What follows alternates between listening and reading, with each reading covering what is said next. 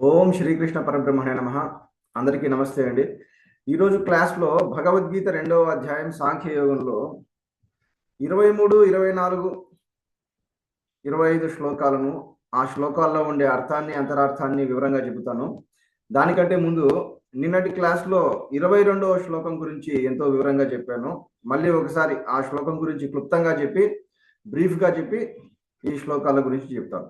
చూడండి, 22వ శ్లోకంలో శ్రీకృష్ణుడు ఏమని చెప్తున్నాడంటే, వాసాంశి జీర్ణాని యథా విహాయ నవాని గృహాతి నరోపరాణి. అంటే ఇక్కడ ఏమని చెప్తున్నాడు, మనిషి ఎలా అయితే చిరిగిపోయిన లేదా మాసిపోయిన వస్త్రాలను వదిలేసి కొత్త వస్త్రాలను ధరిస్తున్నాడో, అలాగే ఆత్మ జీర్ణమైన శరీరాన్ని వదిలేసి కొత్త శరీరాన్ని ధరిస్తూ ఉంది అని దీన్ని ఒక ఉపమానంగా ఒక దృష్టాంతంగా చెబుతున్నారు. గుర్తుపెట్టుకోండి. అయితే గురువు గారు కరెక్ట్గా అలానే చేస్తుందా ఆత్మ అని మాత్రం అడగండి. ఇవేంటంటే దృష్టాంతాలు, అంటే దాదాపుగా అలా ఉంటుందని చెప్పడం కోసం రకరకాలుగా చెప్తారు తప్ప అలాగే జరుగుతుంది అని కాదు. అంటే ఈ దృష్టాంతం ద్వారా ఏం తెలిసింది మీకు? వస్త్రాలను వదిలేసినట్లు ఆత్మ శరీరాలను వదిలేసి కొత్త శరీరాలను ధరిస్తుంది అని తెలుస్తుందా, ఇంకేదైనా తెలుస్తుందా? చెప్పండి. పోయిన క్లాస్లో చెప్పాను మీకు ఇంపార్టెంట్ పాయింట్. మధ్యలో వచ్చి మధ్యలో పోతుంది కదా, దానికి చాలా కరెక్ట్, మంచి పాయింట్ చెప్పారు. ఇంకో పాయింట్ చెప్పాను, అది మర్చిపోవద్దు. మిగతా వాళ్ళు చెప్పండి అమ్మా. చెప్పాను కదా ఇంపార్టెంట్ పాయింట్ ఏంటది? ఆత్మ కోసం నామరూపాలకు సాక్షిగా ఉండి అన్ని గమనిస్తూ ఉంటాయి. అంటే ఈ శరీరాలు మారుతూ ఉంటాయి కానీ ఆత్మ మారదు. ఆత్మ అంటే నేను. రాసుకోండి. ఆత్మకు చావు లేదు. అమ్మా సావిత్రి గారు, మీరు మాటి మాటికి అన్మ్యూట్ చేయొద్దు, దయచేసి మ్యూట్లో పెట్టేసుకోండి. దయచేసి అందరూ మ్యూట్లో పెట్టేసుకోండి. మీరు నా ప్రతి మాటకు అడ్డొస్తుంటే అంతే, ఇంకా నా క్లాస్ కొనసాగదు. చూడండి, ఇక్కడ అర్థం ఏంటి? శరీరాలు మారుతూ ఉంటాయి కానీ నేను మారను. ఈ పాయింట్ రాసుకోండి, మర్చిపోవద్దు. ఈ పాయింట్స్ గుర్తుపెట్టుకోవాలి తప్ప గురువు గారు అయితే నేను పాత బట్టలను వదిలేసి కొత్త బట్టలను ధరించినట్లు ఆత్మ ధరిస్తుందా లేదా అని దాని గురించి ఆలోచిస్తూ ఉండకూడదు. ఏ పాయింట్లు గుర్తుపెట్టుకోమన్నాను? ఈ శరీరాలు అనేవి మారుతూ ఉన్నా నేను మారను. అంటే ఎవరు శాశ్వతం? ఈ శరీరాల నేనా అంటే నేను. అయితే మరి నేనెవరిని అంటే ఈ శరీరానికి సాక్షిని లేదా గుణాలకు సాక్షిని. ఇది కూడా గుర్తుపెట్టుకోండి. కాబట్టి దృశ్యాలు మారుతూ ఉంటాయి కానీ దృక్కు మారడు. అది ఈ విషయాన్ని మీరు ఈ శ్లోకంలో బాగా గుర్తుపెట్టుకోండి. గుర్తుపెట్టుకోవడం కాకుండా ఇంకా భావన చేస్తుండాలి, ప్రతి క్షణం భావన చేస్తుండాలి. ఏమని? నేను దేహాన్ని కాదు, నేను శరీరాన్ని కాదు, నా శరీరానికి సాక్షిని, అలాగే నా ఇంద్రియాలకు సాక్షిని, మనస్సుకు సాక్షిని అనే విషయాన్ని భావన చేస్తూ పనులు చేస్తూ ఉండాలి. గుర్తుపెట్టుకోండి. తర్వాత ఇంకా ఈ శ్లోకం గురించి నేను చాలా డీప్గా చెప్పాను, ఇప్పుడు జస్ట్ బ్రీఫ్గా చెప్తున్నాను, గుర్తుపెట్టుకోండి. తర్వాత ఇప్పుడు చూడండి, 23వ శ్లోకం చూడండి. 23వ శ్లోకంలో శ్రీకృష్ణుడు ఏమని చెప్తున్నాడంటే, నైనం ఛిందంతి శస్త్రాణి నైనం దహతి పావకః నచైనం క్లేదయంత్యాపో న శోషయతి మారుతః. చూడండి, ఏనం అంటే ఈ ఆత్మ లేదా నేను, శస్త్రాన్ని అంటే శస్త్రాల ద్వారా, న ఛిందంతి ఛేదింపబడను, అలాగే పావకః అంటే అగ్ని. రాసుకోండి, పావకః అంటే అగ్ని. అగ్ని ద్వారా నేను న దహతి కాల్చబడను. అలాగే ఆపహ అంటే నీరు, నీటి ద్వారా నేను తడుపబడను. నా క్లేదయంతి అంటే తడుపబడను. తర్వాత మారుతః అంటే గాలి ద్వారా నేను నా శోషయతి ఎండిపోను. చూడండి, అంటే నన్ను ఈ పంచభూతాలు ఏమైనా చేయగలుగుతున్నాయా? ఏమీ చేయలేకపోతున్నాయి. శస్త్రాలు నన్ను ఛేదింపలేకున్నాయి, అగ్ని నన్ను కాల్చలేకపోతుంది, నీరు తడపలేకపోతుంది, అలాగే ఆ వాయువు నన్ను ఆర్పివేయలేకపోతుంది. ఎందువల్ల చెప్పండి? ఎందువల్ల? కొత్త వాళ్ళు చెప్పండి. నేను ఎవరిని చెప్పాను కదండి, ఎవరిని నేను? ఆత్మకు చావు లేదు. ఆత్మస్వరూపుడు కదండి. సాక్షి. కాబట్టి సాక్షిని దృశ్యాలు ఏమైనా చేయగలవా? ఇది పాయింట్. సాక్షిని దృశ్యాలు ఏమీ చేయలేవు, గుర్తుపెట్టుకోండి. మరి ఎవరిని ప్రభావితం చేయగలవు అంటే దృశ్యముతో కలిసిపోయిన వాడిని. దృశ్యము ఇంకా చెప్పాలంటే దృశ్యానికి అతుక్కుపోయిన వాడిని ఇవి ఏమైనా చేయగలవు. ఇక్కడ ఏమిటి దృశ్యాలు? ఇక్కడ మన శరీరమే ఒక దృశ్యం, గుర్తుపెట్టుకోండి. నేను నా శరీరానికి సాక్షిని అంటున్నానంటే అక్కడ మీనింగ్ ఏంటి? ఈ శరీరం అనే దృశ్యానికి నేను సాక్షిని, అలాగే ఈ నా మనస్సు అనే దృశ్యానికి, నా ఆలోచనలు అనే దృశ్యాలకు నేను సాక్షిని అని దాని అర్థం. కాబట్టి ఎప్పుడైతే మీరు ఈ సాక్షి స్థితిలో స్థిరంగా ఉంటూ ఉంటారో అప్పుడు మీలో ఒక మహాశక్తి అనేది యాక్టివేట్ అవుతుంది.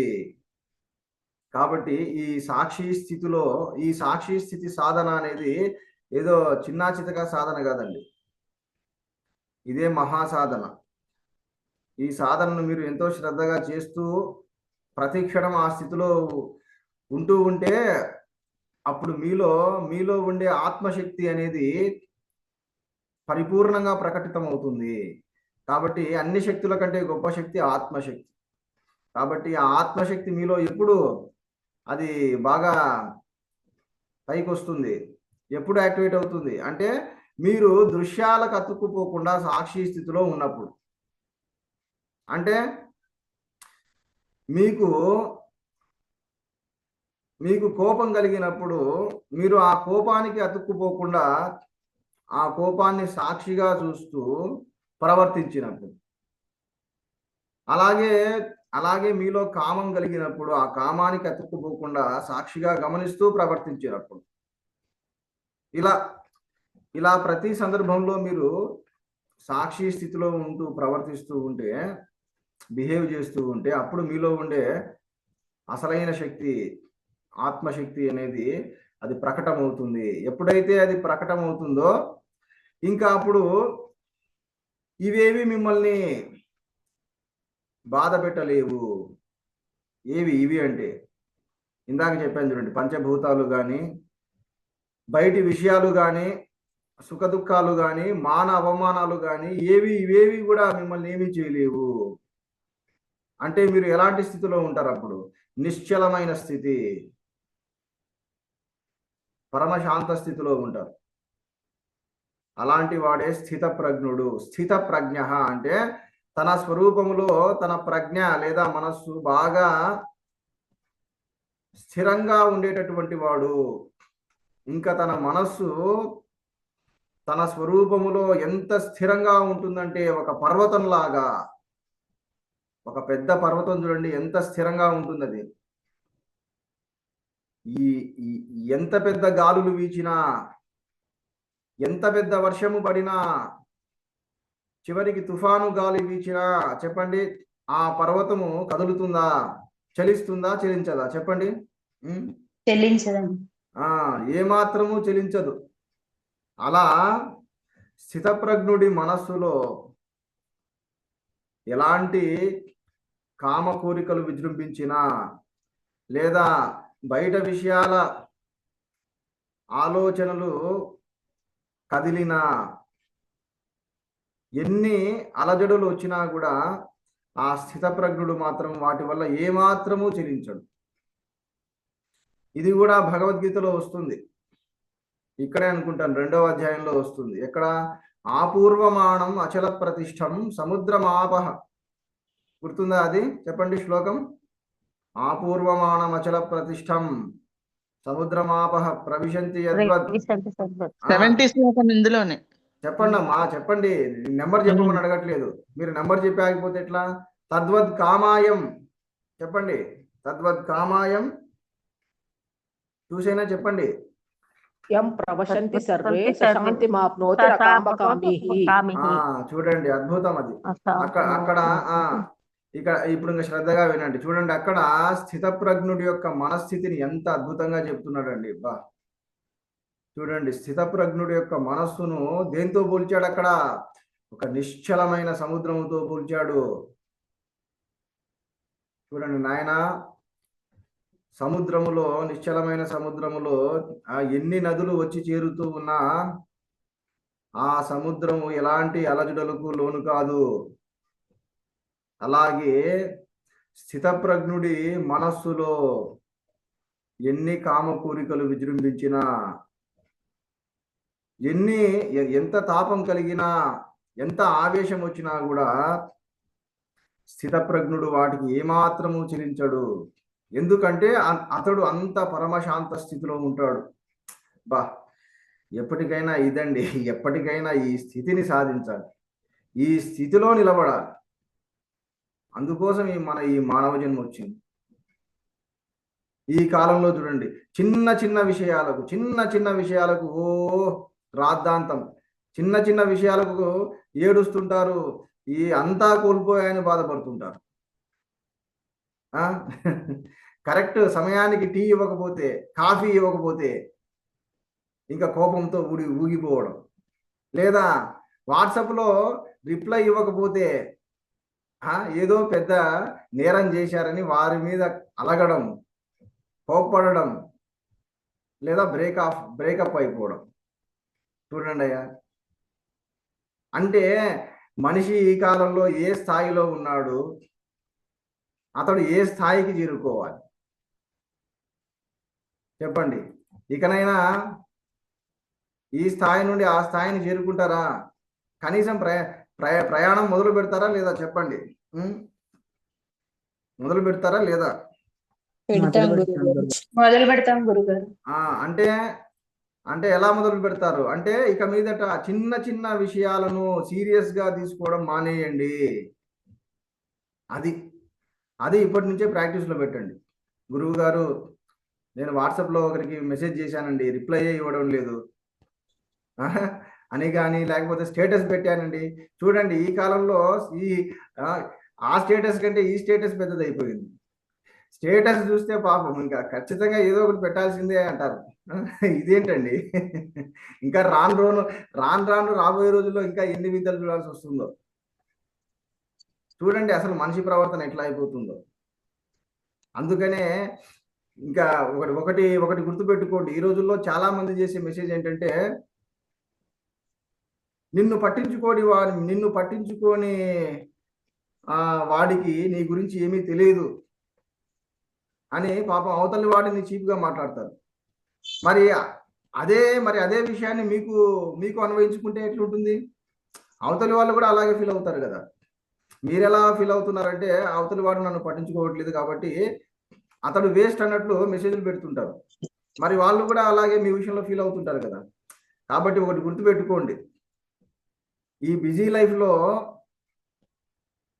ఒకరిని ఇంకొకరు ఎప్పుడూ పట్టించుకోవాల్సిన అవసరం లేదు.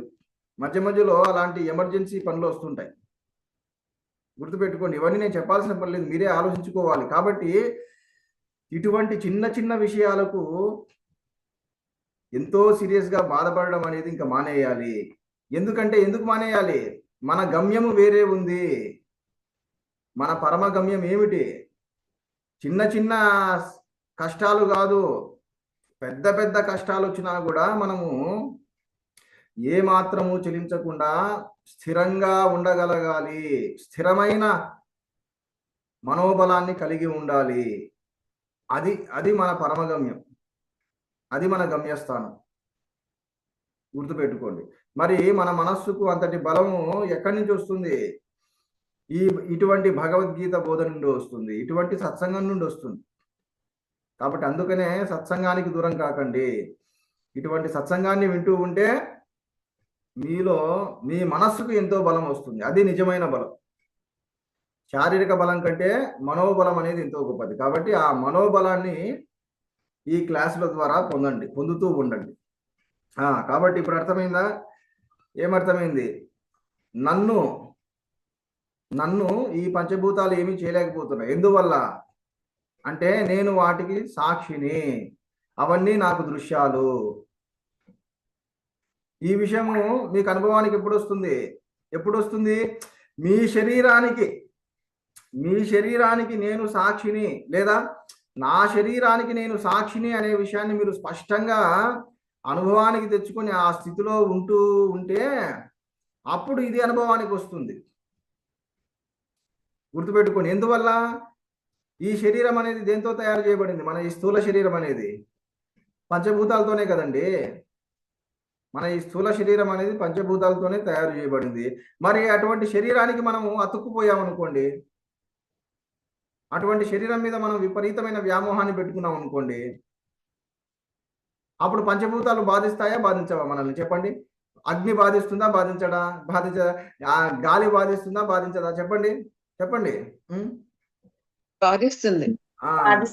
ఎందువల్ల బాధిస్తుంది అంటే ఈ శరీరమే నేనని గట్టిగా వాటేసుకున్నారు కాబట్టి శరీరాన్ని. చూడండి, అందువల్లే మీరు ఈ బోధన వింటూ క్రమక్రమంగా మీ శరీరం మీద ఉండే వ్యామోహాన్ని తగ్గించుకుంటూ రావాలి. ఎంతగా మీరు మీ శరీర వ్యామోహాన్ని తగ్గించుకుంటూ వస్తారో అంతగా ప్రాపంచిక విషయాలు మిమ్మల్ని బాధ పెట్టవు. ఈ పాయింట్ రాసుకోండి, అద్భుతం. మీ చుట్టూ ఉండే విషయాలు, మీ చుట్టూ ఉండే వ్యక్తులు మిమ్మల్ని ఎప్పుడు బాధ పెట్టలేరు. మీ శరీర వ్యామోహాన్ని మీరు క్రమక్రమంగా తగ్గించుకుంటే, రాసుకోండి, నా శరీర వ్యామోహాన్ని నేను తగ్గించుకుంటూ ఉండే కొద్దీ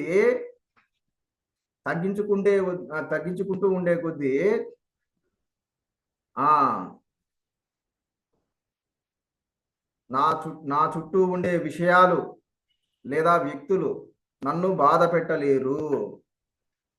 ఇది రాసుకోండి. ఇది రాసుకోవడమే కాదు, ఇంకా మీ మనస్సులో ఎప్పుడూ స్మరిస్తూ ఇంకా ఆచరణలో పెట్టండి. మీరు ప్రాక్టీస్ చేయండి. ప్రాక్టీస్ చేసినప్పుడే దీని విలువ తెలుస్తుంది మీకు, లేకపోతే అంతే.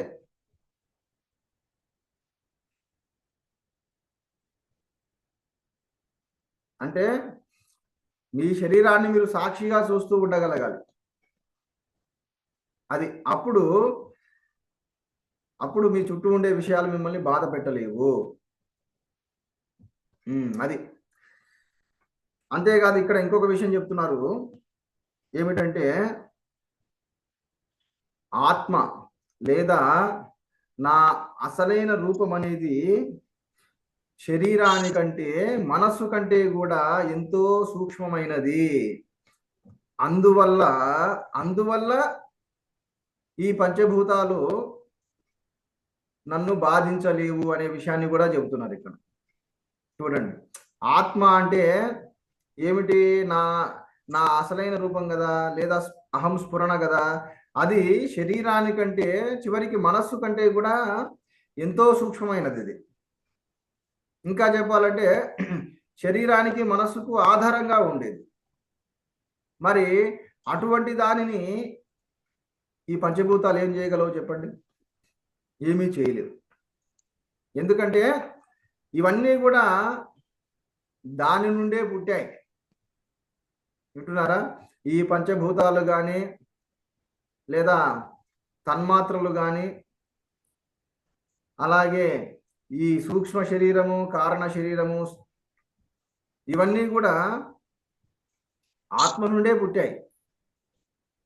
కాబట్టి అందుకే ఇవి ఆత్మను, అంటే నన్ను ఏమీ చేయలేవు. గుర్తుపెట్టుకోండి. ఇక్కడ మీరు ఒక విషయాన్ని బాగా గుర్తుపెట్టుకోవాలి. ఏమిటి? అన్నిటికీ ఆత్మ ఆధారంగా ఉంటుంది, లేదా అన్నింటికీ అహం స్ఫురణ ఆధారంగా ఉంటుంది. అది ఒక తెర లాంటిది, ఒక మహా తెర లాంటిది అని చెప్పాను కదా. కాబట్టి ఇప్పుడు మీరు ఒక సినిమా హాల్కి వెళ్తారు, సినిమాలో తెర మీద ఒక సినిమా చూస్తుంటారు, ఒక మూవీని చూస్తుంటారు. ఆ మూవీలో ఒక ఇల్లు తగలబడుతూ ఉంటుంది, ఇల్లు కాలిపోతుంటుంది, పెద్ద పెద్ద మంటలు వస్తుంటాయి. చెప్పండి, ఆ మంటలు తెరను కాల్చగలవా, కాల్చలేవా? చెప్పండి. కాల్చలేదు. చూడండి, అంత పెద్ద పెద్ద మంటలు మనము నిజము అబ్బబ్బా ఎంత ఇల్లు తగలబడిపోతుంది మనం నిజమేమో అనుకుంటాం. అటువంటి మంటలు తెరను కాల్చలేవు. అలాగే సముద్రములో అలలు ఎగిరి పడుతూ ఉంటాయి, సునామీ వస్తుంది, మొత్తం ఆ సినిమాలో సునామీ వస్తుంది, మొత్తం ఆ సముద్రము మొత్తం ఊర్లన్నింటినీ కూడా ముంచేస్తూ ఉంటుంది. మరి అటువంటి సముద్రము తెరను ముంచేయగలదా? చెప్పండి, మరి ఎందుకు అక్కడ అగ్ని తెరను కాల్చలేకపోతుంది, సముద్రము తడపలేకపోతుంది? చెప్పండి.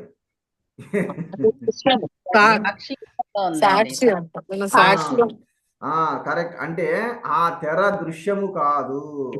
ఇదయ్య పాయింట్, రాసుకోండి. ఆ తెర అనేది దృశ్యము కాదు. ఆ దృశ్యానికి ఆధారంగా ఉండే సత్తా. ఈ పాయింట్ రాసుకోండి. ఇది సత్తా అంటే ఉనికి అని అర్థం. రాసుకోండి. సత్తా అంటే మరి మీరు వేరేగా అనుకోవద్దు. అన్నిటికీ ఆధారంగా ఉండే సత్తా ఏంటిది ఇక్కడ? స్ఫురణ, అహం స్ఫురణ. గుర్తుపెట్టుకోండి.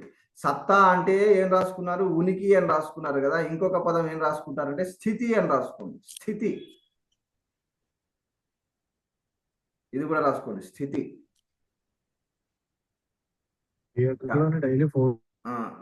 మ్యూట్ లో పెట్టేసుకోండి.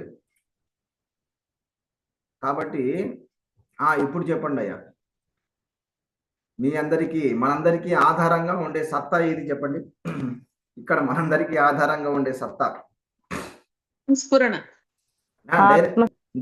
మీరు డైరెక్ట్ స్ఫురణకు వెళ్ళొద్దు, క్రమక్రమంగా కాదండి, క్రమక్రమంగా వెళ్దాం. ఇప్పుడు మనమంతా దేని మీద ఉన్నాము? భూమి మీద కదా. కాబట్టి ఇప్పుడు మనకు భూమి సత్తాగా ఉంది, అంటే ఉనికిగా ఉంది. మరి ఆ భూమి ఎందులో ఉంది? ఆ భూమి సముద్రంలో ఉంది. కాబట్టి భూమికి సముద్రము సత్తా. ఆ సముద్రము అగ్ని బడబాగ్నిలో ఉంది. అది వాయువు మీద ఆధారపడింది. ఆ వాయువు ఆకాశంలో ఉంది. కాబట్టి వీటన్నిటికీ సత్తా ఏమిటి? ఆకాశం. మరి అది కూడా ఆకాశము కూడా, ఇది ఆకాశం అని ఎలా తెలియబడుతుంది అంటే మన చిదాకాశం ద్వారా, అంటే మన స్ఫురణ. కాబట్టి ఇప్పుడు అన్నిటికీ సత్తా ప్లస్ చిత్త అదే, అంటే సత్ చిత్ రెండు అదే, మన అహం స్ఫురణ. గుర్తుపెట్టుకోండి. కాబట్టి అది ఇంతకు నేను చెప్పేది ఏంటంటే దానికి నాశనము లేదు, దానిని అగ్ని కాల్చలేదు, దానిని నీరు తడపలేదు, దానిని వాయువు ఆర్పివేయలేదు. చూడండి. కాబట్టి ఇది గుర్తుపెట్టుకోండి. నెక్స్ట్ తర్వాత చూడండి, ఇంకా అద్భుతమైన శ్లోకం వస్తుంది.